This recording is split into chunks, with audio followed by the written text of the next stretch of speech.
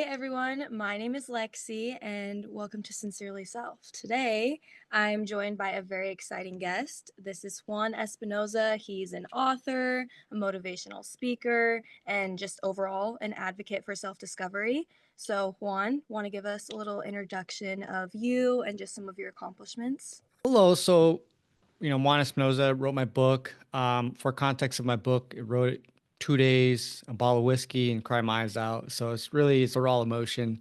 I help people, help them view their pain and shift it to purpose. So that's basically what I do now. I'm glad to be here. Perfect. I love that you wrote the book in 2 days. Sometimes the most random thoughts we have, like those impulsive things, end up being like the best things that happen. So that's cool that you wrote it so quick. Yeah, it's really like I tell the story. I'll try to gist it. So I was going through. It was in December. I was going through a lot of pain.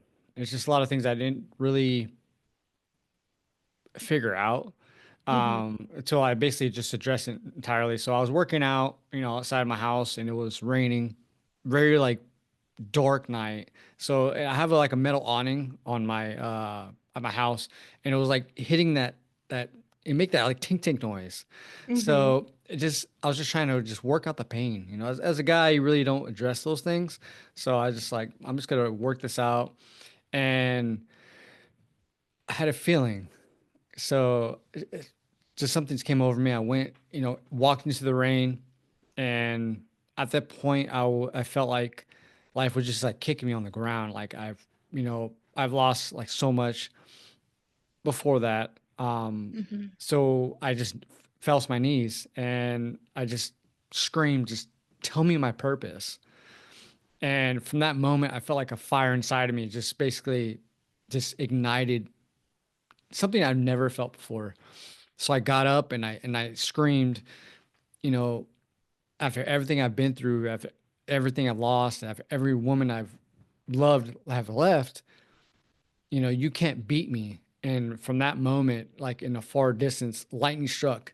So I basically went inside, dried off, got my bottle of whiskey, cried my eyes out, started writing my book, and that's how my book came. That's awesome. So Juan actually sent me his book probably about a week ago, and I've had the opportunity to read it. And I'm someone who loves self-help books. I talk about it a lot on here. And so your book in specific, and I talked to you a little bit about this before we started recording, but you include kind of prompts for people to reflect on their own life as they're reading about your life. So kind of what is the meaning behind that? So the meaning behind that for me, it's yes, it's my story. I'm telling you my story, but I also want the readers to understand like you have your own story, and I want you guys to actually reflect on that and address those pains. It's a hard thing to do, but if we actually reflect on our own pains, we can, turn my story into your story. So I think that's what I want the readers to do. So, something that I noticed was like an ongoing theme throughout your book was just being self aware and kind of being honest with yourself. And how do you feel like that's kind of been your key in growth and healing from the things that you've been through? So I think with that, the big thing is we have to aware like what we do right and what we do wrong. Mm-hmm. In my book, I mentioned Lola, my shooting star. I addressed things that I did right. It wasn't until I actually reflected on what I did wrong to know, okay, like how can we like better the situation? A good saying that my brother-in-law says, it takes two to tango, which I understand that. But we Mm-hmm. also have to reflect on those hard decisions. Like, yeah, you do a lot of things right, but sometimes like you might do things wrong and we're not perfect. Yeah, I love that. Honestly, I feel like with what you're saying, I feel like I've talked about this a lot on the podcast that like true self love and self acceptance comes from acknowledging your wrongdoings, acknowledging the things that you've done to hurt other people, and still choosing to love yourself through all of it and accepting that part of yourself. So I love that you said that. I'm glad. I think that when we actually make ourselves vulnerable to, at our core, we can actually better ourselves because, like I said, we're not perfect, but you have to address those things, you know, right away. Mm-hmm. Just face the pain. You have to. Yeah. coming to terms with the pain that you've been through, right? Obviously, when we go through things, there's strategies that we come up with to kind of get through the pain and get ourselves to overcome it. So, what are some of the strategies that you've used to kind of thrive through your toughest moments? I think honestly, for me, it's just look in the mirror and I'll just write it down. And I think that's a big important part because when you write it down, that pain no longer, you don't hold that pain anymore. It's Mhm. on paper. And now it has a purpose. You don't have to share it with anybody. That's fine. You could burn it. You could do whatever you want with it. As long as you get that out your system and actually like honestly look at like everything entirely, you can Mhm. actually change your perspective. I love that. How have you used kind of your self-awareness, right? You've acknowledged the things that you've done wrong and how it shaped you. How have you used that to turn it into your purpose? So it's a funny story. It's actually I was talking to my aunt probably about 2 weeks ago, Mhm. and my background for context, it's more Hispanic. We don't talk about feelings. No one cries, right? Mhm. So I was talking to her how I wrote my book is through pain, and the minute I looked at her and I told her like, "What's your pain?" She just started just her eyes just started crying. It felt overwhelming. So she basically explained her pain. And later that night, I basically asked her, I was like, why'd you cry? And she basically said that the minute I said that, it just felt overwhelming. And later that night, like she's a very like churchgoer, 2 times a week, like just like Mhm. more than I could ever, I'm not that person to where I go to church. But when she was leaving, she said, "You're an angel we never knew we needed." So through that, I've been opening up a lot of people, just like let's talk about it. You have to. Mhm. I think a big thing for just war in general, either it's in Afghanistan, a relationship, or yourself, is if you don't talk about it, that's when war starts. So we Mhm. have to talk about it. Yeah, kind of like the internal battle. It's so true though. Sometimes in families, emotions and feelings are just kind of one of those things that you don't really talk about. You just kind of are supposed to keep it to yourself. So, that's so cool that you feel like you should open up that conversation, because it's true, the more that we talk about it with other people, the more that we realize, like, we're all going through things. We all have those invisible battles that we face that we don't nobody knows about. So, that's cool that you gotta talk to her about it. Yeah, it's definitely with that. It's just my uncles, aunts, cousins, everybody. Especially like my background's really, got 5 years overseas, 4 years in Afghanistan. Um, if I can talk about it, everybody else is actually talking about it now, and I think it's a huge step. Yeah, 100%. Taking a minute to focus on your time that you did serve. How do you feel like that shaped your values as a person? So for me, it's really, my first deployment. I always say it's the best, worst year of my life. Mhm. I've lost a lot of brothers. I lost my mother at the end of my deployment. So when I left early, I had to, come bury my mom. But I think it pushes me, or it pushed me beyond my limits that I knew was possible. So I think it's a very good sign to like, we all are capable of doing more than we can comprehend. We just have to push those limits. Mhm. Not just military, just in general, we have Yeah. to. And pushing through loss. Like, I feel like a lot of the time people don't talk enough about how loss really can affect a person. We talk about, like, the absence of that person in our life, of course, but we don't really talk much about how it affects us and how we move on, like, going forward, and where those 2 things happen so close to each other. I think it's so admirable that you were able to be like, "You know what? I have to kind of face this head on if I'm gonna get to the other side of it." Exactly. I think that's a big thing is when you address those things, like we're not all perfect, but at the same time, if you address it head on and understand it, you realize like, okay, well, there's a purpose behind it. We just don't know the purpose. But if Mhm. we actually face those things head on, we can actually achieve like a crazy amount of things. Yeah. Yeah, and doing that, I feel like, does take some of these mindset shifts. We have to completely change the way that we're viewing it, you know? being like, this is happening for a reason. I just don't know it yet. So, what are some of those mindset shifts that you had to make? So for me, it's, writing my book, but also understanding that I'm we're all destined for something bigger than ourselves. You just have to see it that way. I've never been a man of faith. I've lost my faith. Probably my first deployment. To me, it was these guys that I've served with, brothers that I've had jokes with. They were killed, but I wasn't. Why? Mhm. So I think I lost my faith, but I think now I'm going back to it because it's a bigger purpose than myself. And what I think everybody should do is actually look in the mirror and don't just say you're doing everything right, but also just like, what are you doing wrong from another person's perspective? So if you shift that, you can actually see the whole picture. Yeah.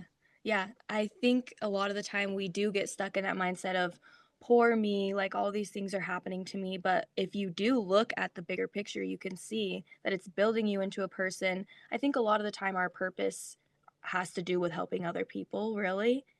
And a lot of the time, the trials that we go through are what shapes us into the version of ourselves that can help other people. So I think it's cool that you were like, you know what, I'm going to write this book, I'm going to share my story, and hopefully it helps somebody out. But, I think the big thing is if you take that brave step and actually show, your insecurities and your vulnerabilities, you can actually impact other people's lives, not just yourself. So I think that's what we're all destined to do. It's just taking that first step. Yeah. So, how do you feel like self reflection? Because the main theme I feel like of your book is reflecting on the things that you've gone through in life and the ways that you've handled it. How do you feel like self reflection has become a tool for you for resilience and just living with intention in your life? So reflecting on what I've been through, I've always looked at it before probably December. It was more just like, why me? I've done everything right. I've checked the box. I've done what people are supposed to do, as a male husband, boyfriend, whatever. I've done what you're supposed to do, but it didn't work out. So I reflected on the fact that, what I was doing wrong. And that's the part I never saw. Mhm. That's the part where, people don't want to see because you're vulnerable. You see it as a weakness, but it's really a strength if you actually address it personally. So for me, it's the fact that if I can address those things, I can help other people address those things. You know, we're not perfect, but the if we can address our insecurities and our vulnerabilities like head on, we can actually grow. And I've used that to, launch my, you know, 23 podcasts in 3 months. Now I got 4 speaking engagements. I will speak to a youth academy for the military coming shortly. So it's really just letting everybody know like it's okay. It's okay to have pain, but if you use that pain to fuel your purpose, you can achieve great things. That's awesome. That's so cool that you get to speak at a youth academy. I'm sure that's very sentimental for you because at one point you were in their shoes, you know? Exactly. I think it's things really, I joined the military when I was 18. I just, I just did it. Mhm. Like there's no like, ROTC or anything like that. I have any guidance. I'm a first generation military for my dad's side of the family. So speaking to these kids that actually been through a lot in their lives, to me, that's inspiring more than speaking to adults that have actually been through, a lot and they're still doing the same thing. Mhm. If we could break that cycle, you know, it's worth a try in my opinion. Yeah. And I think it's awesome that you are so dedicated to showing other people that it's okay to feel pain. It's okay to not be okay, especially because in society, a lot of the time, especially men are kind of shamed for showing emotion and showing that they're not doing okay and facing the pain. So, how do you feel like from like the male stance on it that you've been able to help other men feel comfortable to show their emotions? That's actually a huge step, especially with the male the how the male's designed. We don't show weakness, we don't express our emotions, we don't show, pain. But I think in order to grow in a relationship or just with yourself, you have to see those things. Mhm. You know, because you can only bury pain for so long. Eventually, it's gonna creep through the cracks. It's not when; it's just a matter of time. Yeah. So showing, you know, speaking with actual males and let them know like it's okay. Like we all hurt. You know, our genders doesn't really matter about pain. Mhm. And if we can actually grow from that, you know, to me that's very inspiring. Yeah. So, kind of moving on to another note, kind of about values, because our values really affect the way that we view the world, right? How do you feel like aligning your values with your actions that you're taking have helped you live a fulfilling life? So I think the value that for me I offer is more the outlier uh, aspect of doing something that's not normal. The Mhm. value of just respecting yourself, loving yourself, but also being okay that, you know, to be vulnerable with yourself as well as your Yeah. spouse or, you know, just anybody in general. You know, it's okay just to, you know, let your true colors shine. So I think that's a big thing for me. It's letting people know, like, if I can talk about it, you can talk about it.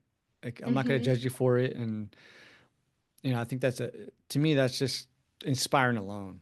So, you've been able to write your book, right, to help other people kind of journey into themselves. And I know you mentioned that you've also done some motivational speaking. How has that been, having a live audience there where you can see how they're taking in the words that you're saying?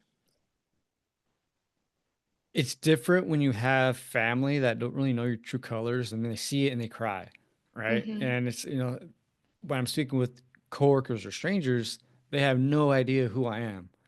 They read my book and they're like, damn, you know, like, how are you doing this? And Mhm. just and to have them actually come up to me and talk about their pain, to me, that's just you know, eye opening, very inspiring. So I think that's why I do what I do, just to help other people.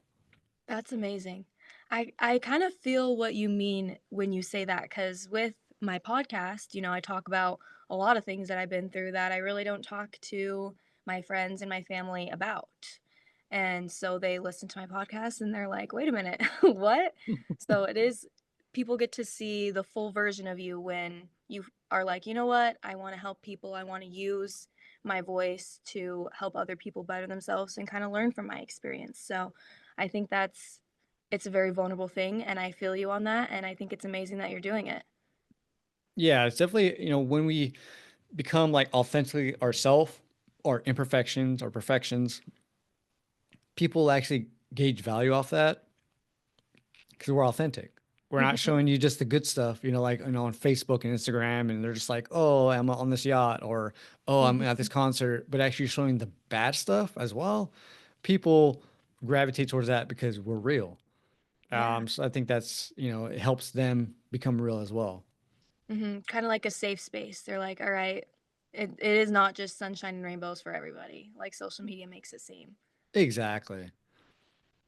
Awesome. So, you talked a lot about kind of your trials in the book, right? How do you feel like you've become your more authentic self through the trials that you've gone through? And, obviously things are going to keep coming up. How do you feel like you become more authentic through your trials? It's more of a self-reflection, you Mm-hmm. know, like especially when I mentioned with my marriage, how the divorce, how that went down, how I feel, as well as, you know, my last relationship, my shooting star, Lola. But I think through that, I've learned that if I'm truly me at the core, you can be more happy than being in a relationship where you have to fit somebody else's mold, right? Mm-hmm. You always think about, you know, all these, you know, my marriage, for instance, you know, I felt like I had to do something that I wasn't. So I was holding back a little bit. My last relationship where I felt like I couldn't be myself because I don't want to scare anybody. But when I actually become that person, just be yourself, you can relax. You have that peace. And I think everybody should actually do that because when you show your imperfections and perfections, you show the real you, not just the, the fake you, I guess you would say. Mhm.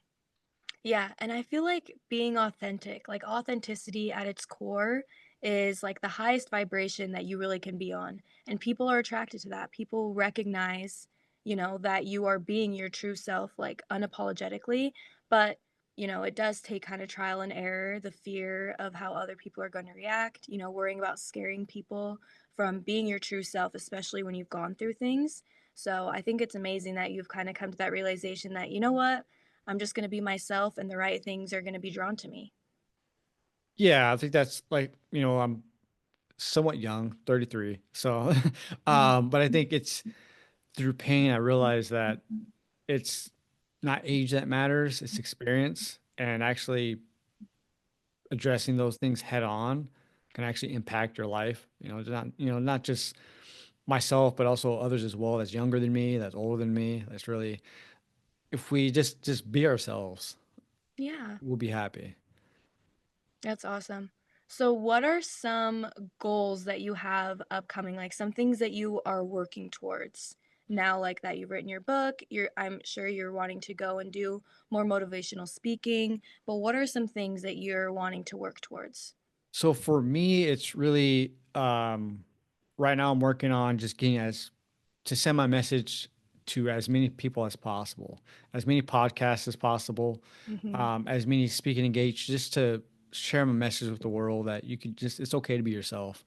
Yeah. Also launching my clothing brand, which is basically tailored to my book, to motivate people. Just, when they wear it, it motivates them to do better, be themselves, and to push beyond your limits. Yeah, a clothing brand, that's cool. That's exciting. Yeah, it's really, I'm just trying to figure it out. Like, Mhm. there's so many things, there's so many steps to work out, but I'm just doing what I can. Yeah. And I think having just goals that you're working towards, even if you don't know exactly the steps on how you're going to get there, is amazing cuz sometimes we get so stuck in like the right now and the bad things that are happening to us that we don't even think about like what we want to work towards. And I think that's a lot of the time what gives us purpose is the things that we're working towards. So, that's awesome.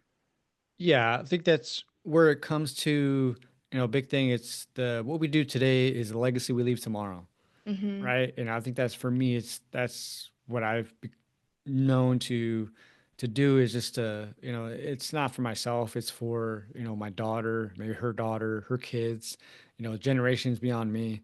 It's to just help as many people as I can and impact their life where they know, okay, well, my dad, that's my dad. Mhm. That's awesome. That's so cool that you wanna kinda leave something for your daughter to be like, "If he can do it, I can do it." Like, if he can push through the hard things that have happened to him, then I can do that. And not even just for your daughter, just for anyone. You just wanna help anyone to be able to see that you can go through things that you never thought you could get to the other side and be there a better version of yourself.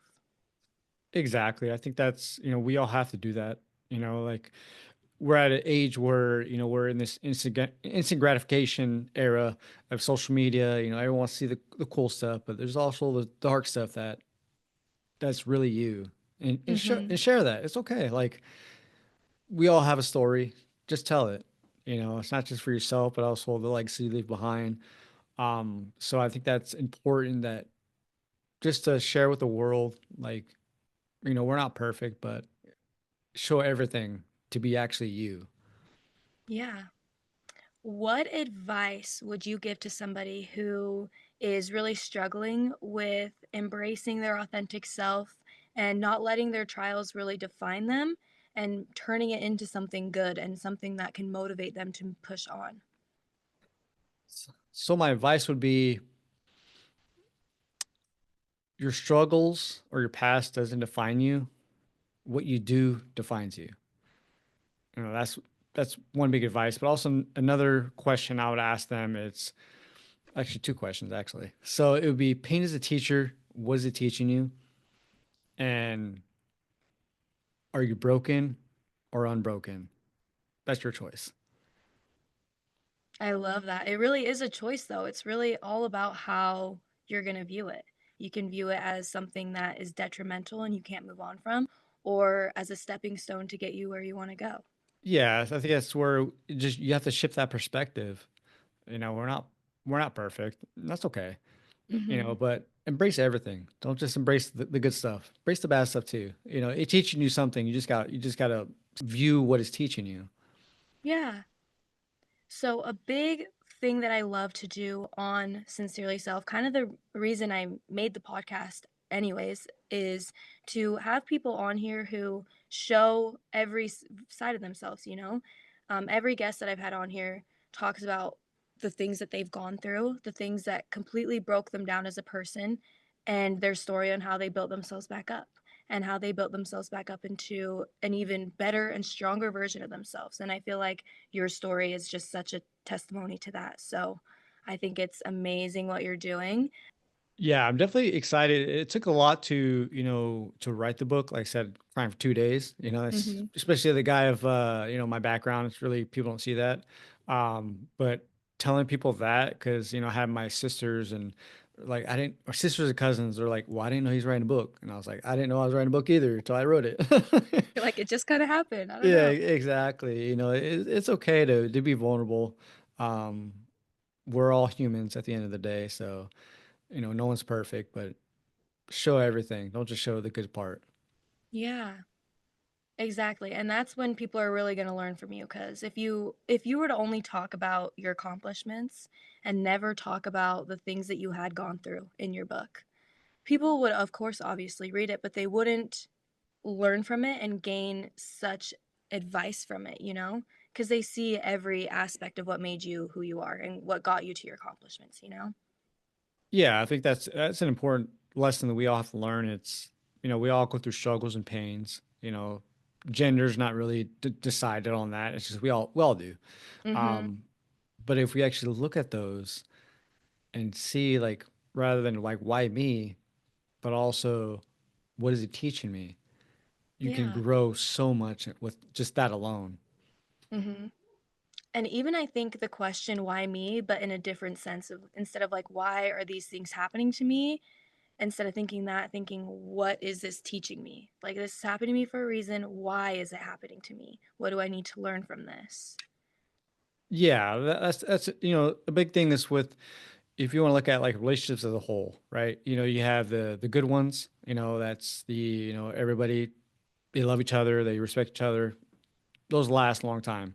You have the toxic ones where someone's toxic, someone's not, but you're still around and you still somehow love this person Mm-hmm. because that's what you're comfortable with. People don't want to address things that are not comfortable, they're not comfortable with. And I think if we look at it from a different perspective, it's like, why am I with this person? Like they treat me bad. They obviously don't love me. Maybe they show that little glimpse of love, but they really don't. Mm-hmm. Um, if we're just ourselves and you'll people will gravitate towards that. Actually you'll find the person you want to be with, but you have to address those things head on. Yeah. Yeah, I think a lot of the time people get stuck in the mindset of like being so scared of change, like scared to leave the relationships that aren't serving them because they're comfortable. But really, the only constant thing we have is change. And I feel like you talked about that a lot in your book of things constantly changing for you.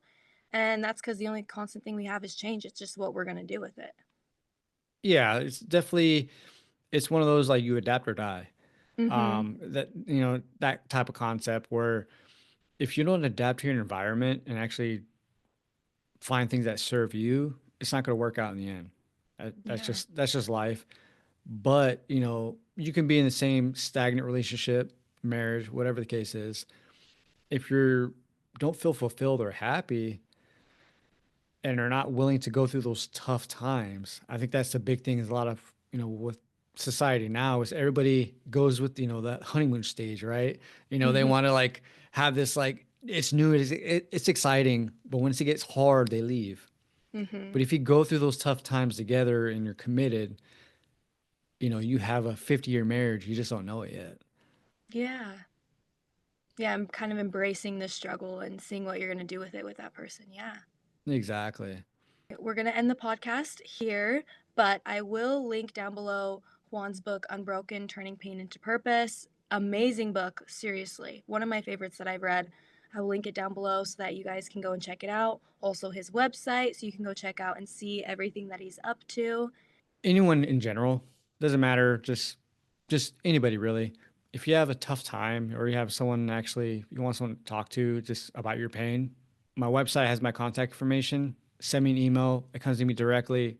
We'll talk. Yeah, we'll figure it out. So that's my advice to just everybody in general. That's awesome. I love that. Okay, well, I will see you guys next week and make sure you go check out Juan's website and reach out to him if you are struggling, you don't know who to turn to in your life. You always have people who are willing to talk to you about it. So, I'll see you guys next week.